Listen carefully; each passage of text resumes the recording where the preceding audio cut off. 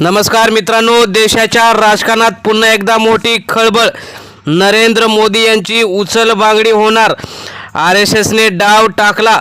हा मराठी माणूस अखेर देशाच्या पंतप्रधानपदी विराजमान होणार. अखंड मराठी माणसाची इच्छा लवकरच पूर्ण होणार. देशाच्या राजकारणात मोठी उलथापालथ होण्याच्या चर्चांना उधाण आलेले आहे. केंद्रीय मंत्री नितीन गडकरी यांचं नाव पंतप्रधानसाठी पुढे येत आहे. नेमकं काय झालं आणि अचानक मध्येच कसं नाव आलं आहे? पंतप्रधान का बदलणार आहे ते आपण सविस्तर बघणार आहोत. चॅनलवर जर तुम्ही नवीन असाल तर चॅनल सबस्क्राईब करून बेल आयकॉन प्रेस करा, म्हणजे रोज नवनवीन राजकीय आणि इतर घडामोडी तुम्हाला बघायला मिळतील. आपण बघूया की नेमकं काय झालेलं आहे. गेल्या 1 ते 1.5 वर्षापासून राज्यात आणि देशात चर्चा सुरू आहे की नरेंद्र मोदी यांचं 75 वर्ष पूर्ण झालं आहे आणि देशाचा पंतप्रधान लवकरच बदलणार. परंतु तसं काही गेल्या 1 वर्षात झालं नव्हतं. परंतु आता एक नवीनच महत्त्वाची बातमी समोर आलेली आहे. नरेंद्र मोदी यांचं 75 वर्ष झाल्याने भाजपाचा नियम आहे की 75 वर्ष झाल्यानंतर त्यांना पक्षातून जी काही महत्त्वाची जबाबदारी असते त्यातून मुक्त केलं जातं. त्यामध्येच नरेंद्र मोदी आणि अमित शहा यांचं जे भाजपमध्ये वर्चस्व आहे त्यामुळे कोणी बोललं नव्हतं. मात्र आता RSSचं जे काही महत्त्वाचे जे बडे नेते आहेत आणि बडे संघ प्रचारक आहेत त्यांनीच आता हा महत्त्वाचा मुद्दा उचलला आहे. आणि RSSने महत्त्वाचा मुद्दा उचलल्यानंतर भाजपाच्या कोणत्याही नेत्याची ताकद त्यांच्यासमोर बोलायची नाही. त्यामुळे आता पंतप्रधानपदी कोण नक्की विराजमान होतं, परंतु सध्या तरी नाव नितीन गडकरी यांचंच पुढे दाखवलं जात आहे. आणि पंतप्रधान सध्या असलेले नरेंद्र मोदी यांच्या नेतृत्वावर प्रश्नचिन्ह उपस्थित करणाऱ्या या चर्चामुळे सत्तेच्या समीकरणात मोठा बदल होण्याची शक्यता वर्तवली जात आहे. यामागे राष्ट्रीय स्वयंसेवक संघ म्हणजेच RSS यांचाच रणनीतिक डाव असल्याचंही काही राजकीय वर्तुळात बोललं जात आहे. गेल्या काही दिवसात विविध राजकीय घडामोडीमुळे गडकरी यांचं नाव राष्ट्रीय पातळीवर अधिक ठळकपणे पुढे येऊ लागलं होतं. गडकरी हे त्यांच्या विकासाभिमुख कामासाठी ओळखले जातात. रस्ते, महामार्ग, पायाभूत सुविधा यामध्ये त्यांनी केलेल्या कामाचं कौतुक देशातच नव्हे तर आंतरराष्ट्रीय स्तरावरही झालं आहे.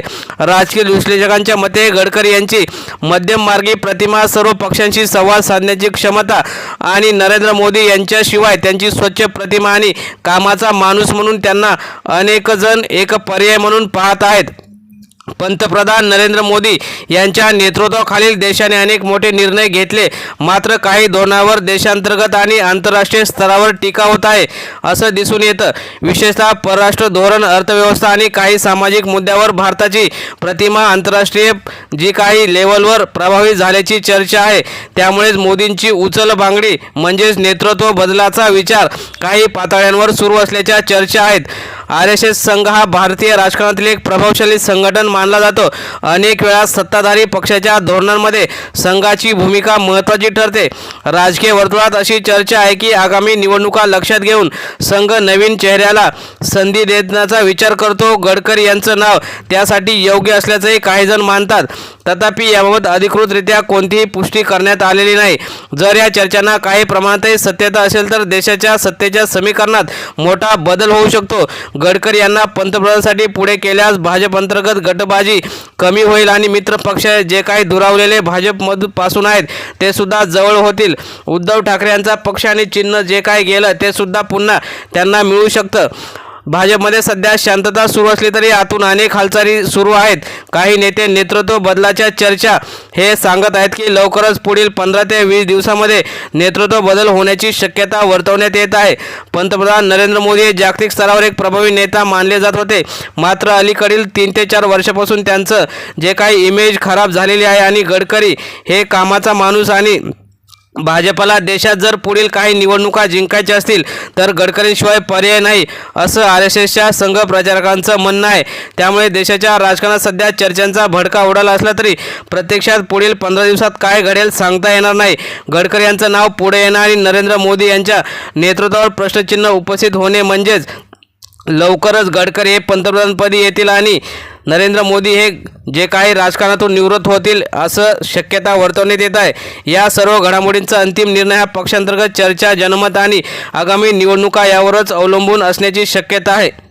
मित्रांनो, तुम्हाला काय वाटतं? मराठी माणूस म्हणून गडकरी पंतप्रधान व्हावेत की आणखी कोणी व्हावे? तुम्ही सुद्धा तुमच्या प्रतिक्रिया कमेंट बॉक्समध्ये जरूर कळवा आणि पंतप्रधान नक्की कोण व्हावेत कमेंट करा. धन्यवाद.